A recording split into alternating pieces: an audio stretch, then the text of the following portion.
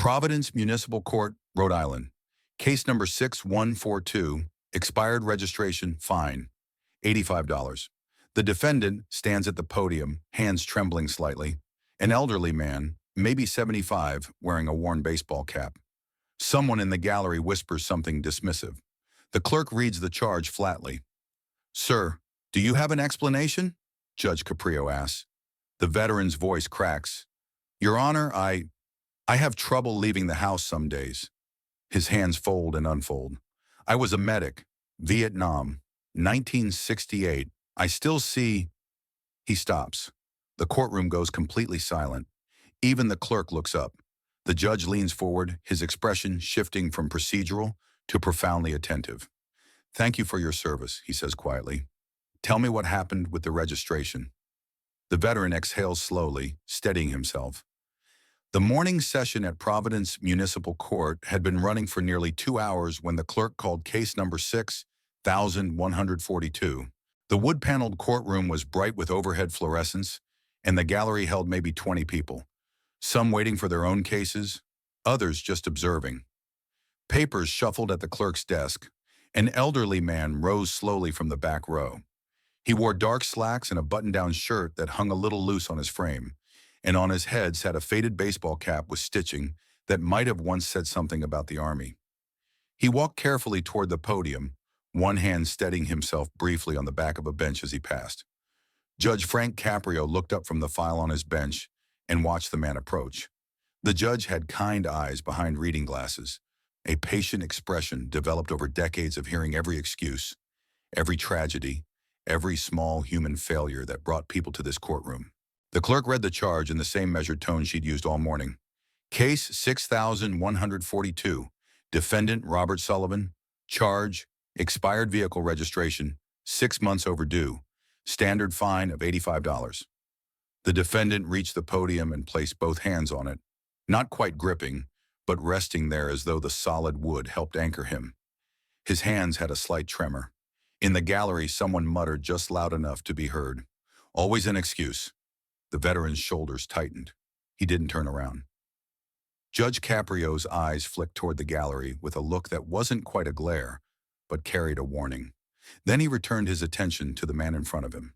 "Mr. Sullivan, do you understand the charge against you?" "Yes, Your Honor." The voice was quiet, a little rough. "Yes, sir." The judge glanced down at the paperwork. "It says here your registration expired in June of last year. That's 6 months ago. Do you have a current registration now?" "Yes, sir, I do now." "Okay, good." The judge leaned back slightly in his chair. "Can you tell me why you didn't renew it on time?" The defendant opened his mouth, closed it, then tried again. I forgot, Your Honor. He fumbled for words, his gaze dropping to the podium. "I thought I had more time, and then I forgot about it." From somewhere in the middle rows, another voice. "Right, forgot." This time the judge did look up sharply. "Excuse me, we're conducting a hearing here. If you have something to say, you can wait for your own case." Silence. The veteran at the podium seemed to shrink into himself. The tremor in his hands was more visible now. He swallowed hard. Judge Caprio softened his tone immediately. "Mr. Sullivan, it's okay. Take your time. I'm just trying to understand what happened." "I understand, Your Honor. Are you retired?" "Yes, sir. Long time now." The judge nodded, making a note. In courtrooms like this, a minor violation often hides a larger story. Stress, forgetfulness, born of grief, the small chaos of a life falling slightly out of order. He'd learned to ask simple questions and listen carefully to the answers. "What did you do before you retired?" the judge asked. It was a standard question, one he asked often. Sometimes it revealed nothing, sometimes it revealed everything. The defendant straightened slightly, just a fraction, but enough to notice. "I was in the service, Your Honor." The judge set down his pen. "Which branch?" "Army, sir." "What did you do in the Army?" "I was a combat medic." The room's atmosphere shifted, subtle, but real. The people in the gallery who'd been half listening, checking phones, waiting for their own names to be called, now paid attention.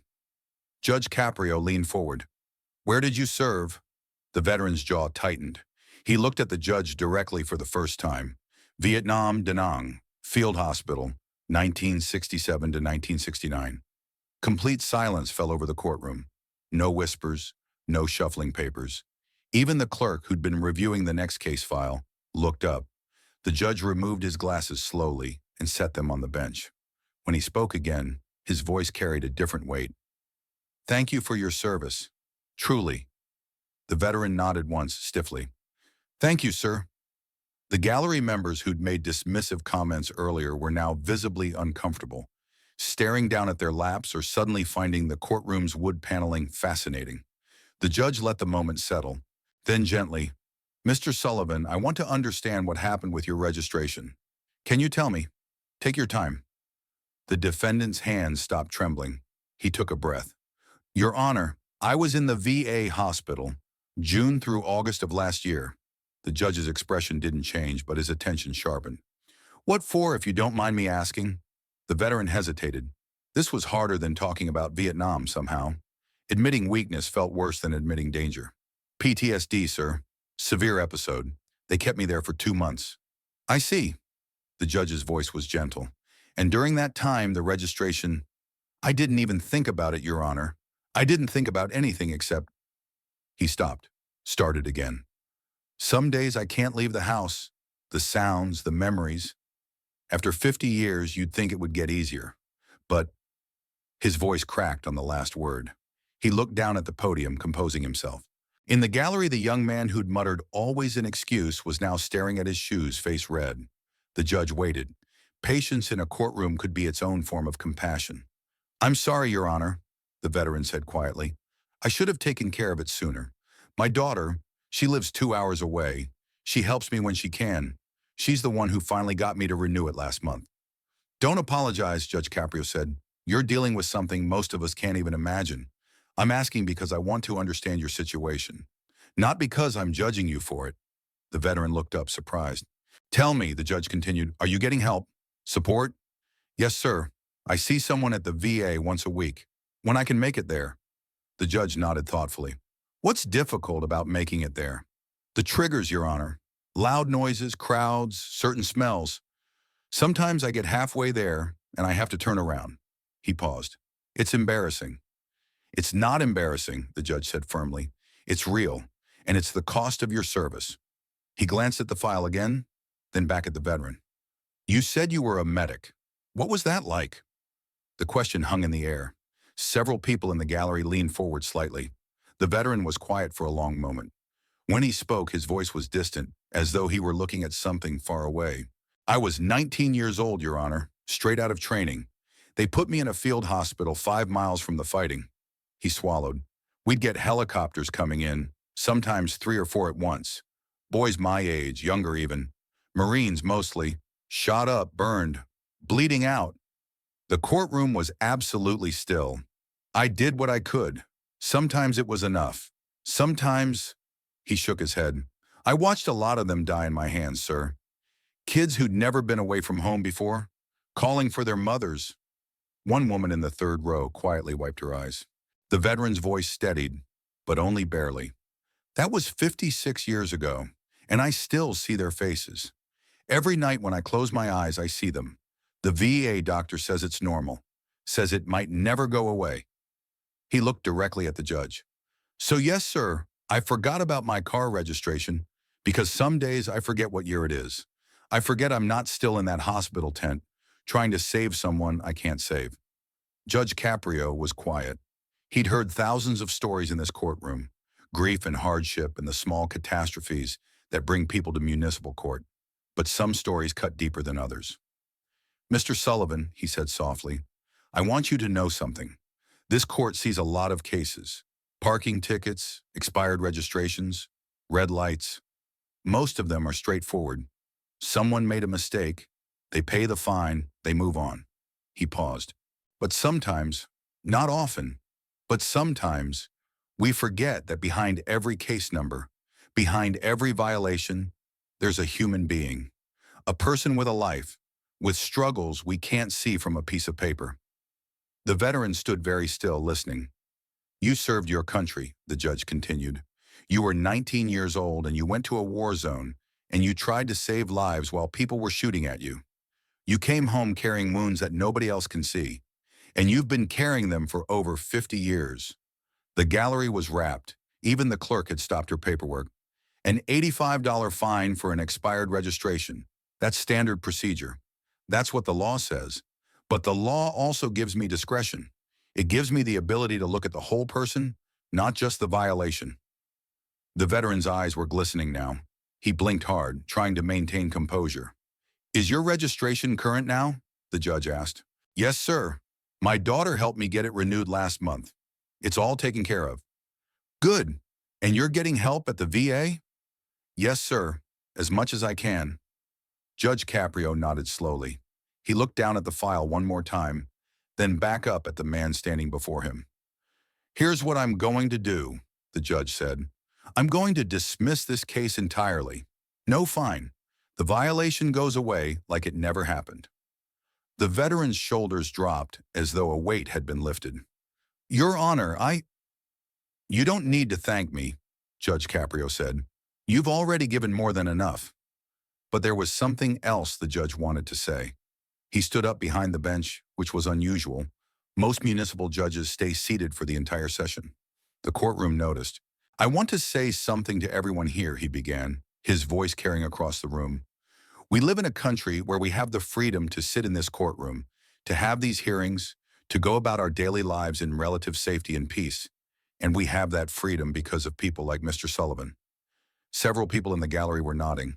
This man was 19 years old when he went to Vietnam. 19. That's younger than some of my grandchildren. And he went to a war zone and he tried to save lives. He came home with wounds that don't show up on x-rays. Wounds that make it hard to sleep, hard to go outside, hard to remember simple things like renewing a car registration. The judge's voice grew firmer. And when he comes to this courtroom, when he stands at that podium and tries to explain himself, the last thing, the very last thing, he should encounter is mockery. A few people in the gallery shifted uncomfortably. This man earned more than our respect. He earned our gratitude. He earned our understanding. And he certainly earned the discretion of this court. The veteran was trying very hard not to cry. His jaw was clenched, his hands gripping the podium. Thank you for your service, Mr. Sullivan, the judge said quietly. And please, please get the help you need. You deserve that. For a moment, no one moved.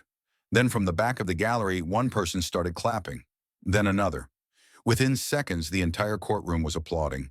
20 people standing, some with tears in their eyes, clapping for the elderly veteran who stood at the podium, looking overwhelmed. The young man who'd muttered always an excuse was on his feet, clapping harder than anyone. Judge Caprio raised his hand gently, and the applause gradually subsided.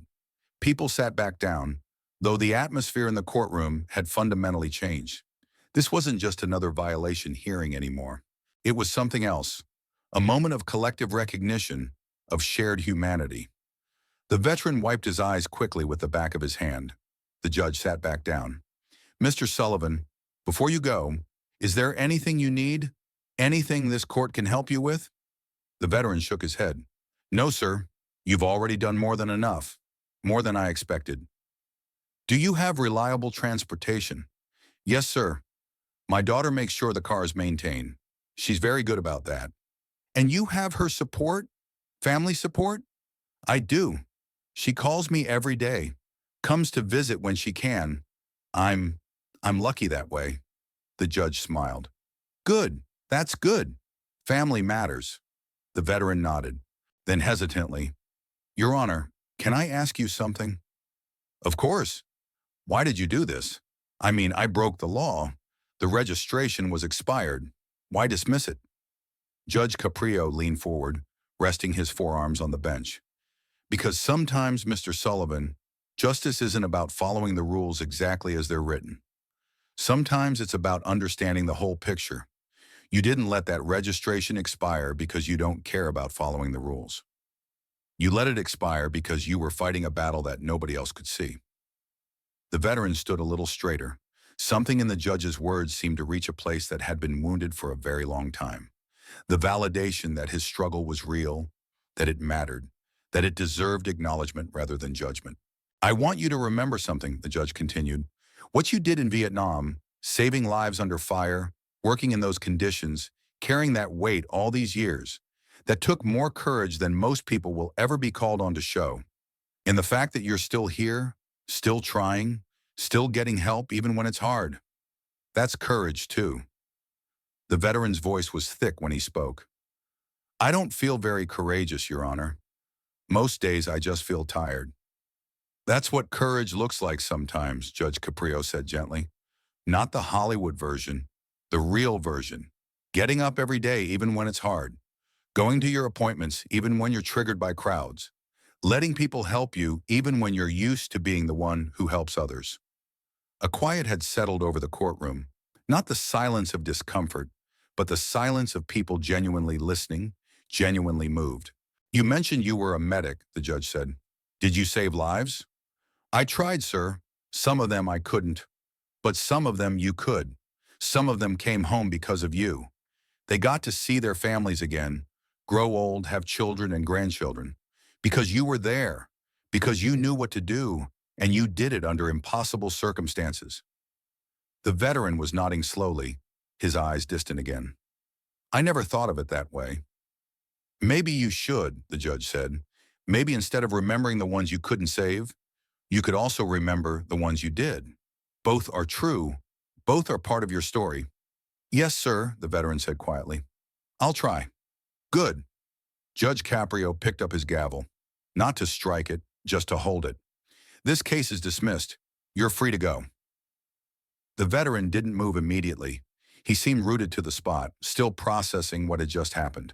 Then he straightened fully, not the hesitant posture he'd had when he first approached the podium, but something closer to the bearing he might have had 56 years ago, before the war, before the weight of all those memories. Thank you, Your Honor, he said, and his voice was steady now. Thank you for listening. Thank you for understanding. Judge Caprio smiled. Thank you for being brave enough to tell your story. I know that wasn't easy. The veteran took a step back from the podium, then paused. He looked at the judge for a long moment, then brought his right hand up in a crisp salute. The judge rose from his seat immediately and returned the salute with equal precision.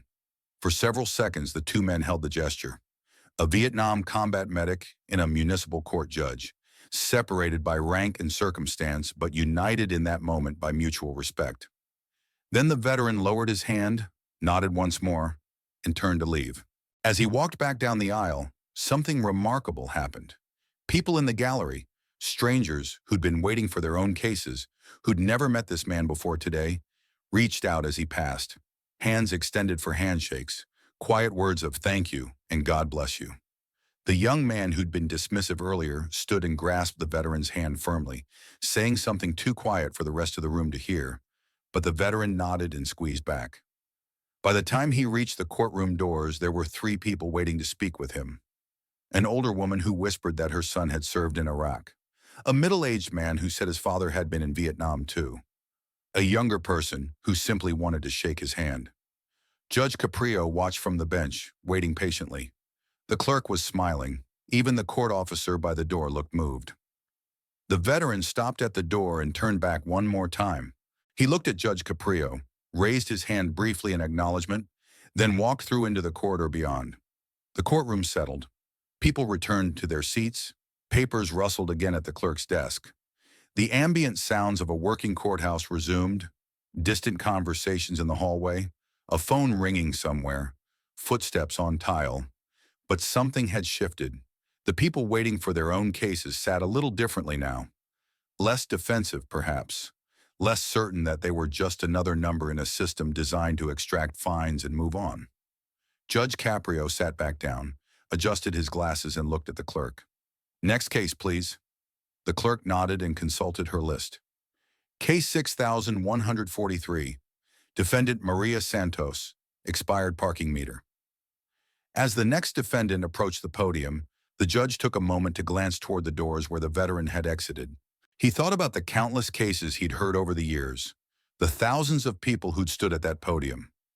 Most violations were exactly what they appeared to be: carelessness, bad timing, simple mistakes that warranted simple consequences.